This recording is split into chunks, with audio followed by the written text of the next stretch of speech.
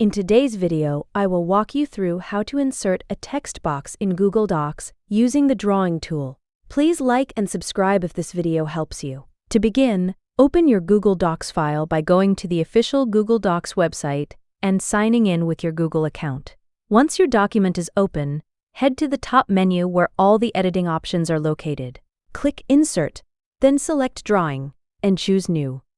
This will open the drawing window, where you can create and design your text box before adding it to your document. Inside the drawing tool, click the text box icon that looks like a capital T, then click and drag on the blank canvas to draw your text box. You can resize it by adjusting the corners until it looks the way you want.